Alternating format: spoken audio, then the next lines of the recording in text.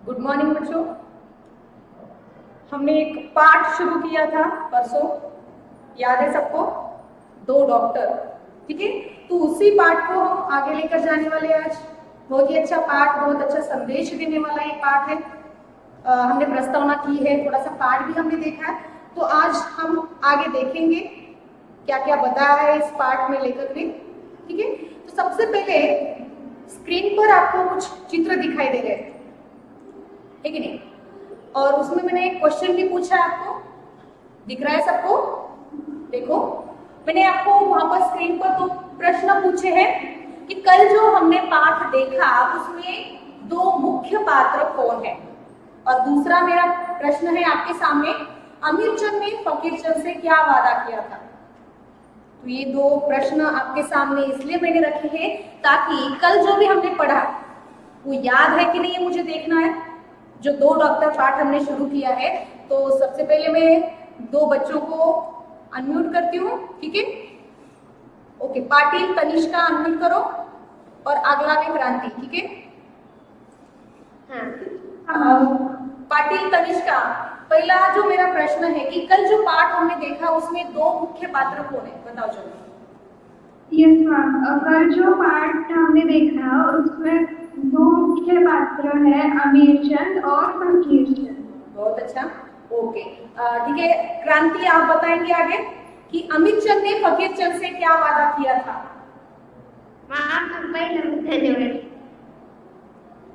ठीक है। तनिष्का, आप बता पाएंगे दूसरा क्वेश्चन जो मेरा है उसका आंसर आपको आता है बेटा? अमीरचंद ने फकीरचंद से वादा किया था कि वह एक दिन आराधना करेगा, वो ये रखेगा, व्रत करेगा, ओके, ठीक है, ठीक है, सही है। पहला क्वेश्चन जो मैंने आपको पूछा कि दो मुख्य पात्र कौन है, तो सही आंसर आपने बताया कि फकीरचंद और अमीरचंद, दो डॉक्टर। जो ये पाठ का शीर्षक है इसमें दो डॉक्टर जो है वो है अमीरचंद और फकीरचंद, और दोनों भी गहरे दोस्त है, ठीक है। तो ये आंसर आपने सही बताया। दूसरा मेरा प्रश्न था कि अमीरचंद ने फकीरचंद से क्या वादा किया। तो जो फकीरचंद भगवान पर विश्वास करने वाले थे, अमीरचंद अपने कर्म पर ज्यादा विश्वास रखने वाले थे, और इसीलिए उन्होंने अपने जीवन में कभी भी भगवान की पूजा नहीं की, कभी भी उपवास नहीं रखा। और उनका दोस्त फकीरचंद, उसको ऐसा लगता था कि हर एक इंसान को जीवन में भगवान की पूजा करनी ही चाहिए, भगवान की श्रद्धा उसके मन में, भगवान के प्रति श्रद्धा हर एक व्यक्ति में होनी ही चाहिए, तभी उस व्यक्ति का कल्याण होता है। और इसी वजह से उसे कहीं ना कहीं ये लगता था कि उसके मित्र की भी भलाई हो, और इसीलिए अपने दोस्त से वो वादा लेता है कि वो भगवान की पूजा करे, क्योंकि कल जन्माष्टमी थी। और इसीलिए उसके मित्र के कहने पर अमीरचंद क्या करते हैं, उससे वादा करते हैं कि वो कल उपवास रखेंगे, और जो बताया गया है कि पूरे दिन भर वो माला जपेंगे और उपवास रखकर भगवान की आराधना करेंगे। अभी तक उन्होंने कभी भी उपवास नहीं रखा था, भगवान की पूजा नहीं की थी, लेकिन अमीरचंद अभी फकीरचंद के इस बात को मान लेते हैं, क्योंकि अमीरचंद फकीरचंद को बहुत अच्छा दोस्त मानते थे, और अपनी दोस्ती के लिए अपने मूल्यों को वहां पे दाग पर रखते, दाग पर रखना है, वहां पे भूल जाते अपने जो भी तत्व है, मूल्य है, और अपने दोस्ती के लिए उपवास रखते हैं, ठीक है। तो ये क्वेश्चन आपका पूर्व ज्ञान जागृत हुआ, इसकी वजह से आपको समझ में आया कि मैंने कल क्या क्या पढ़ा है, ठीक है। तो आगे हम देखेंगे आज हमें पाठ में क्या क्या देखना है। देखो, जो भी देखना है मैंने यहाँ पर रखा है, जो भी मुख्य बिंदु है उसके, वो आपके सामने है। अमीरचंद का सुबह सवेरे पूजा पाठ के लिए बैठना। सबसे पहले हमें क्या देखना है कि अभी आज जो भी पढ़ने वाले हैं हम, उसमें चार मुख्य बिंदु है कि अमीरचंद का सुबह सवेरे पूजा पाठ के लिए बैठना। जो भी वादा उन्होंने किया अपने दोस्त से, उस वादे को पूरा करने के लिए अमीरचंद किस तरह से सुबह सवेरे पूजा पाठ के लिए बैठते हैं, वो पहला हमारा मुख्य बिंदु है। दूसरा है माधी का अमीरचंद के पास आना। पूजा के लिए जब वो बैठते हैं तो किस तरह से वहां पे कौन आता है और फिर क्या होता है, ये यहाँ पर आपको पता चलेगा। तीसरा बिंदु है हमारा माधी द्वारा एक पिता का पुत्र के प्रति प्रेम दिखाई देना। ये भी हमें देखना है कि पिता पुत्र उनमें कैसे संबंध रहता है और अपने पुत्र के लिए पिता के मन में क्या प्रेम दिखाई देता है, वो आज हमें देखना है। माधी के द्वारा वो हमें पता चलेगा। और चौथा है कर्तव्य या भगवान की पूजा, यानी जब माधी आता है तो अमीरचंद किसको चुनते हैं, कर्तव्य या भगवान की पूजा, क्योंकि वो पूजा करने बैठे। तो ये 4 बिंदु हमें आज देखने हैं और इसके आधार पर हम पाठ पूरा जान लेंगे। ये 4 मुख्य बिंदु है जिसमें पूरा पाठ आपका आएगा, ठीक है। तो सबसे पहला जो भी बिंदु है हमारा वो हम देखेंगे। देखो, ठीक है, दिखाई दे रही है स्क्रीन सबको। जैसे मैंने कहा कि मुख्य बिंदु हमारा पहला अमीरचंद का सुबह सवेरे पूजा पाठ के लिए बैठना।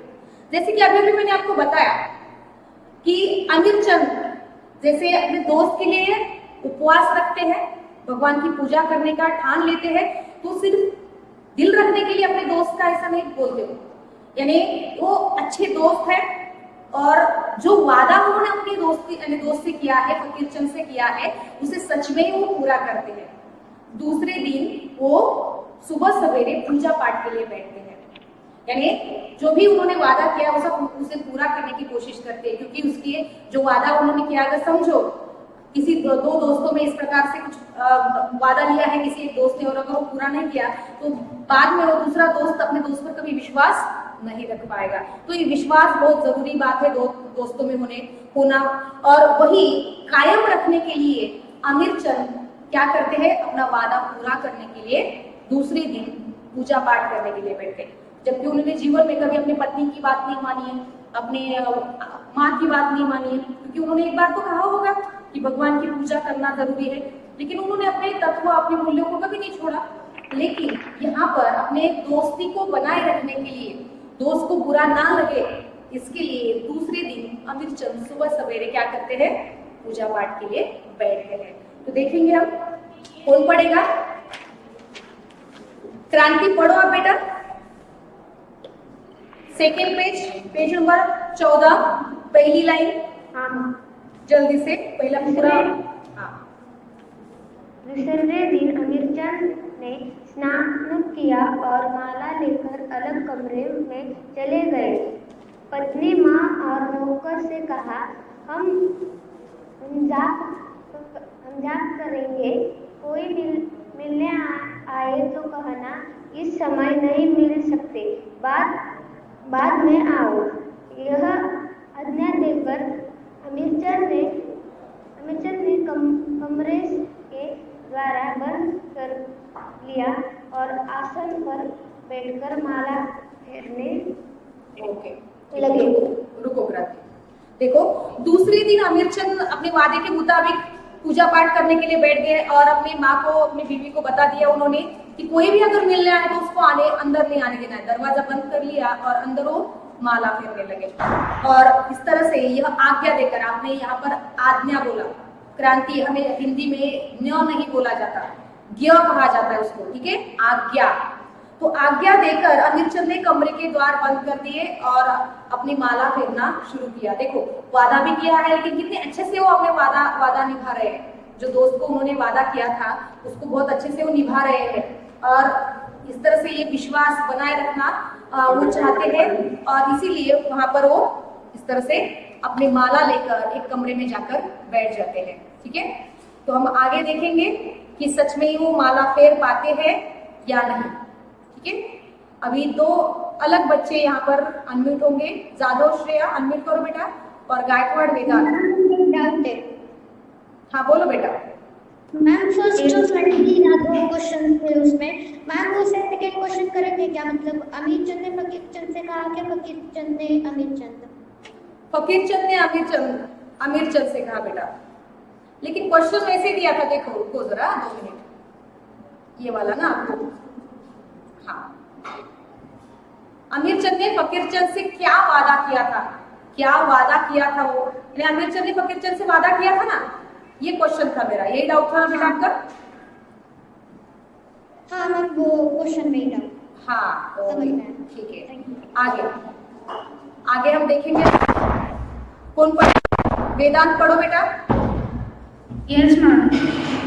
एकाएक सड़क की सफाई करने वाला मादी घबराया हुआ आया।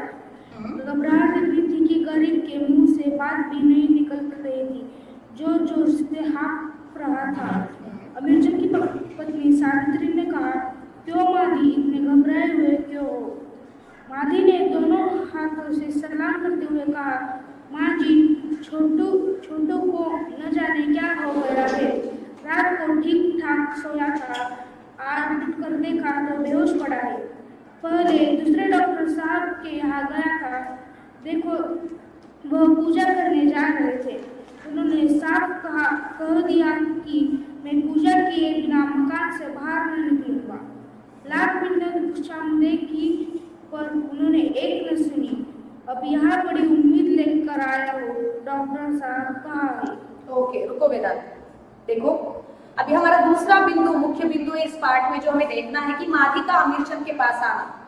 यानी जैसे ही अमीरचंद माला फेरने लगते हैं, कमरे का द्वार बंद करते हैं, सबको बता दिया है कि कोई भी अंदर नहीं आएगा जब तक पूजा खत्म नहीं होती। लेकिन तभी एक माधी वहां पर आता है। ये माधी कौन है? तो ये माधी सड़क साफ करने वाला एक व्यक्ति है। उस गली में सड़क को साफ करने वाला, साफ सफाई करने वाला एक गरीब आदमी है। तो वो वहां पर आ जाता है।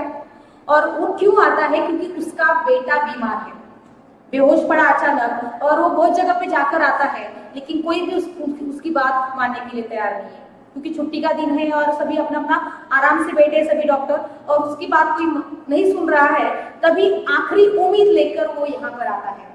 तो इस आपको यहाँ पर पता चलेगा कि किस तरह से भगवान माना जाता है डॉक्टरों को, यानी भगवान के समान हम डॉक्टर को मानते हैं। इसका प्रत्यय हमें यहाँ पर आए। इतनी उम्मीद, यानी भगवान से तो हम प्रार्थना करते हैं अगर हमारे घर में कोई बीमार है तो उनके लिए, लेकिन साथ ही यहाँ पर इतनी उम्मीद, एक आशा लेकर वहां पर माधी आया है अमीरचंद के पास, और उसे ऐसे लग रहा है कि अमीरचंद निश्चित ही उसके बेटे का इलाज करेंगे, क्योंकि अमीरचंद एक ऐसे डॉक्टर है जो गरीबों की सेवा करते हैं, अपने कर्म पर विश्वास रखने वाले डॉक्टर है, और शायद ये माधी को भी पता होगा, और इसीलिए आखिरी उम्मीद लेकर वो यहाँ पर आता है, और उसको पक्का विश्वास है कि अमीरचंद उसके बेटे का इलाज जरूर करेंगे। उसको वहीं पर टोका जाता है। उसकी अमीरचंद की बीवी वहां पर उसको टोकती है, नौकर भी उसको अंदर नहीं जाने दे रहे, फिर भी वहीं पर वो खड़ा रहता है, क्योंकि उसको ये अंतिम आशा है उसके पास। बहुत सारे डॉक्टरों के पास जाकर आया है, लेकिन अभी अगर ये अमीरचंद उसके साथ नहीं गए उसके बेटे को देखने के लिए, तो न जाने उसके बेटे का क्या होगा।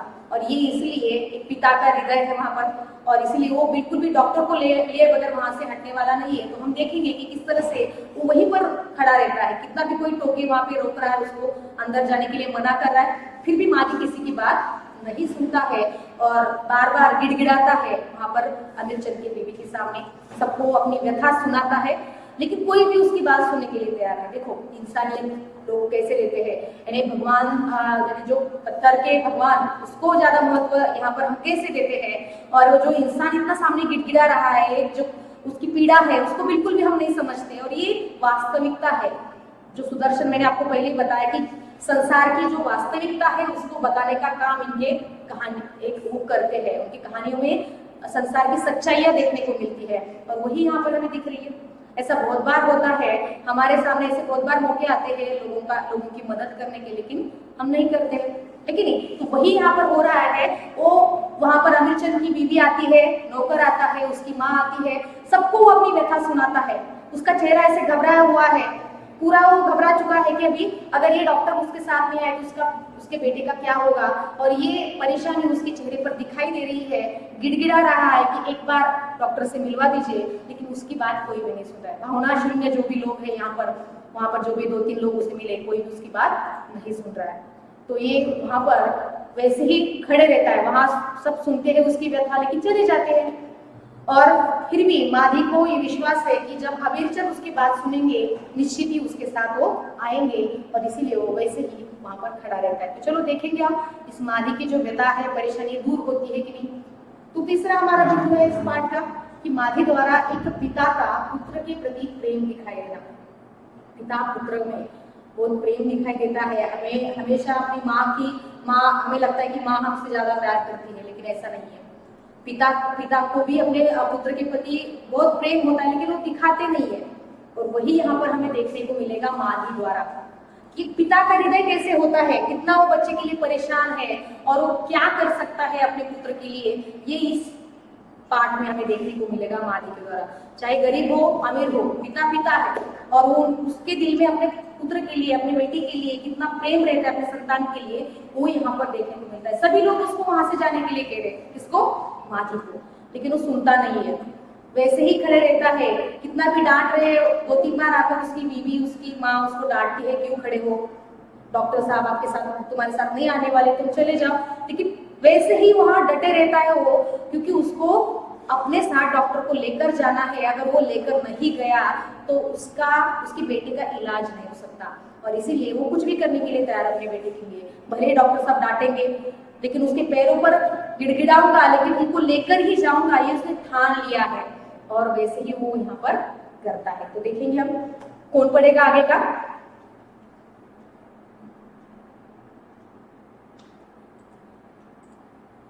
ठीक है, श्रेयस भारती पढ़ो आप बेटा। Yes ma'am. हाँ, सावित्री कमरे की तरफ इशारा करते हुए बोली, जरा धीरे धीरे बोलो, माला फेर रही है। अब तो डॉक्टर साहब से आशा है, चलकर देख ले तो चैन आए। कुछ देर इंतजार करने के बाद मादी बोला, यह माला कब खत्म होगी? माँ जी आप जरा कह दे तो पहले देख आए, देरी करने से कुछ और खराबी न हो। हाँ, कुछ खराबी न हो। पढ़ो आगे। हाँ, तुम बैठो, माला फेर कर निकलो तो ले जाना। यह कहकर सावित्री अंदर चली गई। मादी धूप में बैठ गया और इंतजार करने लगा।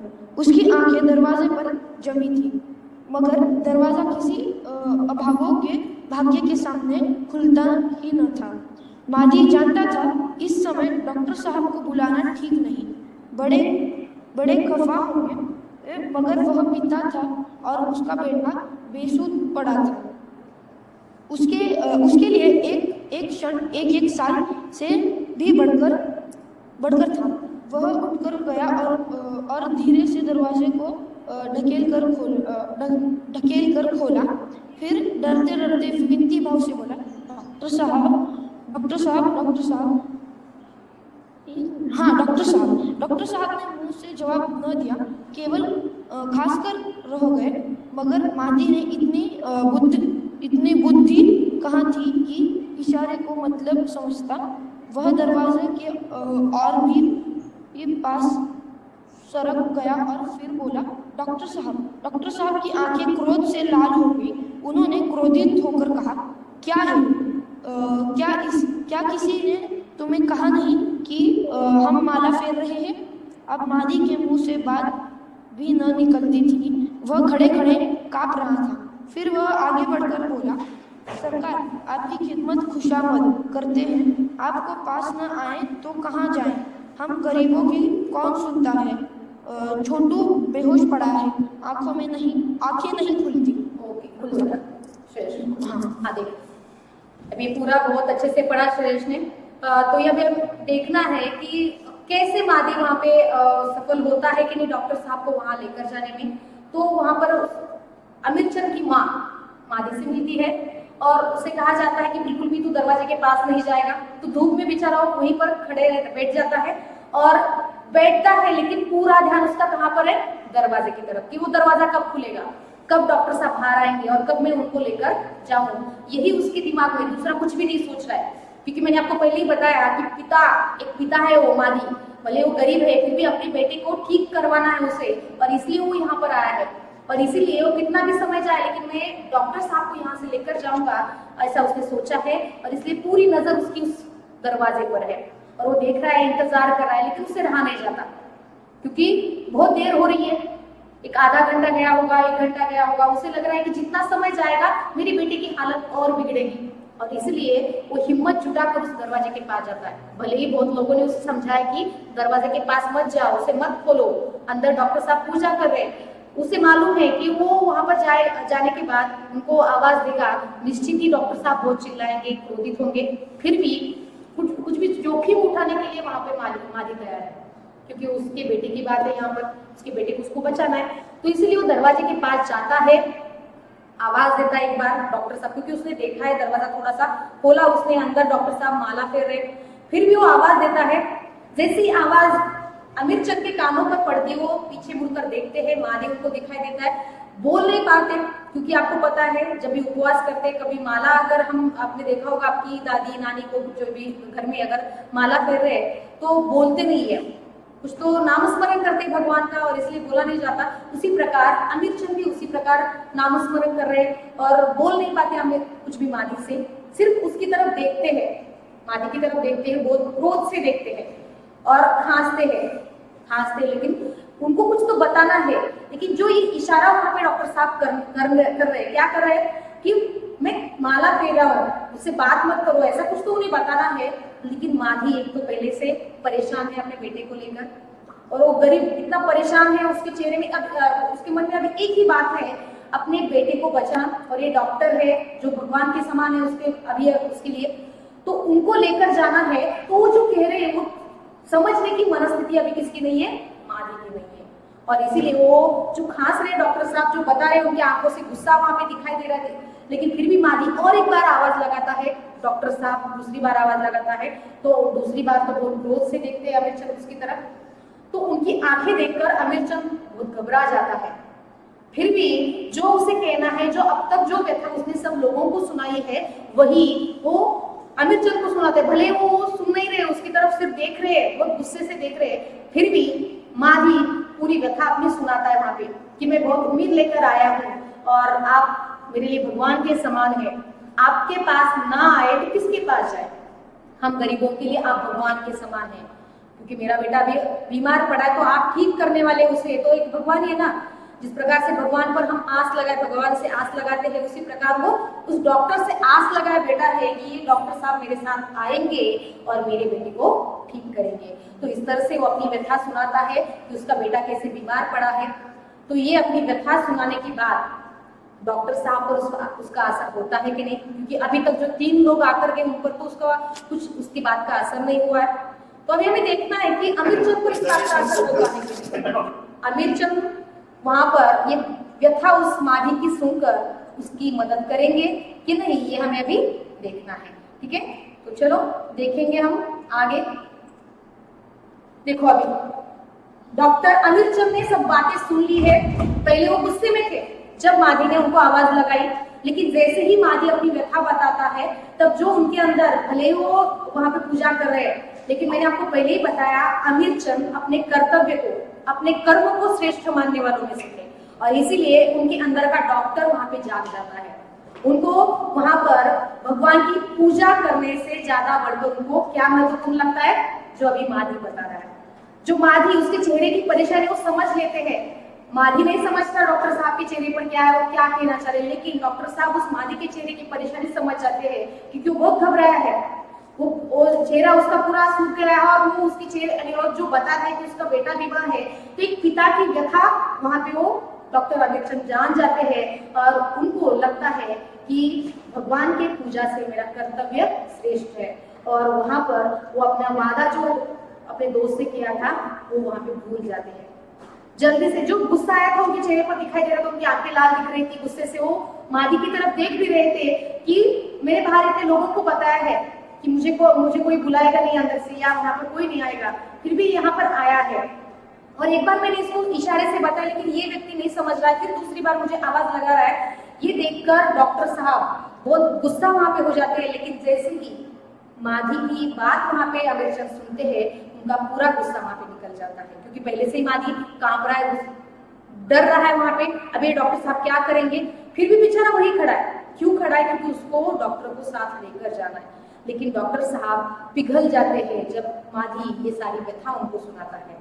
तो ये होते डॉक्टर जो मरीजों की व्यथा को समझते हैं, उनकी पीड़ा को समझते हैं और पूरा अपना जो भी जितना भी कर सकते हो जो उनके पास है ज्ञान, उससे वो उस मरीज को बचाने की कोशिश करते हैं और इसीलिए वो भगवान के समान है। वही वहाँ उनके अंदर का डॉक्टर, वहां पे अमित चंद के अंदर का डॉक्टर जाग जाता है और वो गुस्सा भी भाग जाता है उनका कहीं, और वो माला एक तरफ रख कर कहाँ चले जाते हैं, माधी के साथ उसके घर चले जाते हैं। तो यहाँ पर यही हमें देखना है कि कर्तव्य या भगवान की भक्ति। ठीक है, तो मैं ही पढ़ती हूँ अभी। यह सुनकर अमित चंद का सारा क्रोध शांत हो गया अब अमीरचंद ने माला रख दी और सूट पहनकर उसके साथ हो लिए। दोपहर तक भूखे प्यासे वही बैठे छोटू को होश में लाने की कोशिश करते रहे। अब छोटू होश में था और धीरे धीरे बातें भी करने लगा था। आज भूखे प्यासे होने पर भी अमीरचंद शांत और प्रसन्न दिखाई दे रहे थे। आज उन्होंने गरीब की पुकार सुनी थी। आज उन्होंने फीस न ली थी, फीस के बदले सिर्फ दुआएं ली थी। देखो, ना सिर्फ वो मादी के साथ जाते हैं, कर्तव्य भगवान की भक्ति, हमारा ये मुख्य बिंदु अभी यहाँ पर जो हम देख रहे हैं कि डॉक्टर का कर्तव्य क्या होता है, मरीजों को देखना, उनका इलाज करना, तो ये उनका कर्तव्य। और यही आस लेकर, यही उम्मीद लेकर ये मादी उस अमीरचंद के पास आया है। तो ये कर्तव्य उसको श्रेष्ठ मानो या भगवान की भक्ति? क्योंकि मैंने जीवन में पहली बार अपने दोस्त की बात मानी है, बहुत बार उसने बताया होगा, लेकिन इस बार उन्होंने भगवान की पूजा करूंगा ऐसा वादा किया है। तो ये दोनों में से मुझे क्या चुनना है, इतना बिल्कुल भी वो सोचते नहीं बैठते। झट से जैसे ही माधी वहां पे बताता है कि उसका बेटा बीमार है, माला रख देते हैं। दोस्त क्या सोचेगा, उसको बुरा लगेगा, ये बिल्कुल भी वहां पे वो सोचते नहीं है। तो ये अपने कर्तव्य को श्रेष्ठ मानने वाले व्यक्ति और वहां पे निकल पड़ते माधी के साथ। दिन भर उन्होंने, तो पहले पूजा हम कैसे करते, बिना खाए हुए पूजा को बैठते हम उपवास करके। तो अमीरचंद ने कुछ खाया नहीं है, तो वहां पे बिना खाए पिए दिन भर उस मादी के लड़के के पास बैठते हैं जब तक उसको होश नहीं आता। बहुत देर गए उसको होश आता है और फिर कुछ औषधि उसको देकर वो घर चले आते। लेकिन आने से पहले मादी उनको पैसे देना चाहता है, फीस जो भी डॉक्टर की है, लेकिन अमीरचंद उससे फीस नहीं लेते। क्यों नहीं लेते? क्योंकि आपको मैंने पहले ही बताया कि गरीबों की सेवा करने वालों में से एक थे वो, और अब उनको पता है कि ये मादी सड़क साफ करने वाला इंसान है जिसके पास पैसे नहीं है ज्यादा, या बहुत गरीब है, ये जो अभी दिन भर का खर्चा हुआ उतने पैसे देने के लिए उसके पास पैसे नहीं है। तो इसीलिए ये सोचकर वो उससे पैसे नहीं लेते। ऐसे बहुत सारे गरीबों से, अमीरचंद कभी भी गरीबों से पैसे नहीं लेते थे। एक सच्चे डॉक्टर, ईमानदार अपने काम के प्रति अगर कोई था तो वो अमीरचंद थे, लेकिन फकीरचंद वैसे नहीं थे। तो यहाँ पर दिन भर वो वहां पर बैठते भी है, उस मादी के लड़के को होश आने तक वो बैठते हैं, कुछ खाया पिया नहीं है, और साथ ही वो जो दवाइयों का खर्च है वो भी खुद उठाते हैं, साथ ही उसे फीस भी नहीं लेते। तो इस तरह से अपने कर्तव्य को श्रेष्ठ मानने वाले अमीरचंद अपने कर्म जो भी उनके सामने जो एक काम आया उसको ही वो महत्व देते हैं। गरीबों की सेवा करना वो अपना कर्तव्य मानते हैं, बिल्कुल भी उनसे कभी फीस नहीं लेते। तो इस तरह से एक सच्चे ईमानदार, अपने काम के प्रति बहुत ही ईमानदार ऐसे व्यक्ति है। तो हमें आगे देखना है कि अभी इसके आगे क्या होगा, कि ये जो कर्तव्य को छोड़ने उन्होंने महत्वपूर्ण माना, वो भगवान की भक्ति जो वो जाप कर रहे थे वो बीच में ही छोड़ दिया। लेकिन जब उनके दोस्त को पता चलेगा वो क्या होगा, गुस्सा होगा, क्योंकि मैंने आपको पहले बताया कि विश्वास होना जरूरी है दोस्ती में, है कि नहीं। अगर उनके दोस्त को पता चला कि उन्होंने वादा तोड़ा है, विश्वास तोड़ा है मेरा, तो फकीरचंद उससे बात करेंगे कि नहीं अमीरचंद से?